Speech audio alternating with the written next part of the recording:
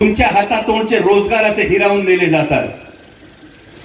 Vedanta Foxconn, Tata Airbus, सिंधुदुर्गचा पाणबुडीचा प्रकल्प 4.5 लाख कोटी रुपयाची गुंतवणूक येणार होती, ज्यामधून किमान 6-6.5 लाख मराठी तरुणांना रोजगार निर्माण होणार होता। हे सगळे रोजगार हातोहात पळवले गेले आणि हे हातोहात पळवले जात असताना ज्या छत्रपती शिवाजी महाराजांचं आपण नाव सांगतो त्या छत्रपती शिवाजी महाराजांना त्या काळी दिल्लीपतींनी सांगितलं होतं खिल्लत देतो, दख्खनची सुभेदारी देतो। छत्रपती शिवाजी महाराजांनी सुभेदारी स्वीकारली नाही तर खिल्लत उधळून दिली आणि महाराष्ट्राचा स्वाभिमान काय असतो ते उभ्या दुनियेला समजले।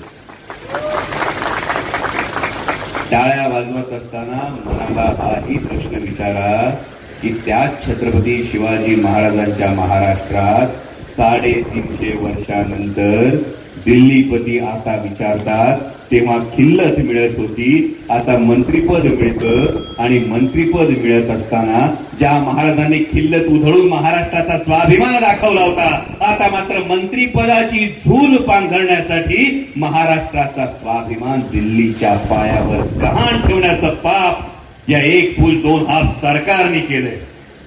आणि म्हणून आता ही निवडणूक केवळ विधानसभेची नाही, ही निवडणूक महाराष्ट्राच्या स्वाभिमानाची निवडणूक आहे। कारण ज्या महाराष्ट्रानं स्वर्गीय यशवंतराव चव्हाण साहेबांपासून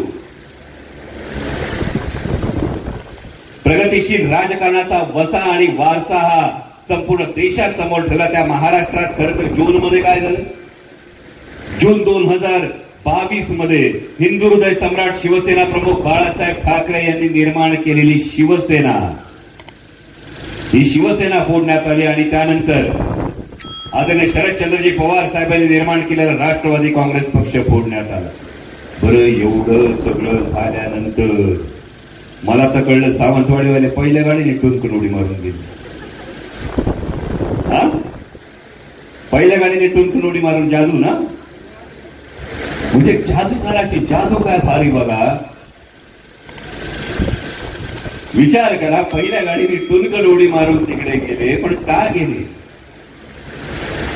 लोक सांगतात विकासासाठी ही भूमिका घ्यावी लागली, पण त्याच वेळी जेव्हा तुम्ही भूमिका बदलत होतात तेव्हा एक परिस्थिती अशी निर्माण झाली होती, हा महाराष्ट्राचा स्वाभिमान 50 खोक्यात विकला जाणार, दबावाला बळी पडणार की नाही, हे लोकसभा निवडणुकीत सगळे पाहत होते आणि महाराष्ट्रातल्या तमाम जनतेने दाखवून दिलं। तब्बल 31 खासदार हे महाराष्ट्रातून महाविकास आघाडीचे, इंडिया आघाडीचे दिल्लीला पाठवले आणि हे 31 खासदार गेल्यानंतर आता विधानसभेला दाखवून द्यायचंय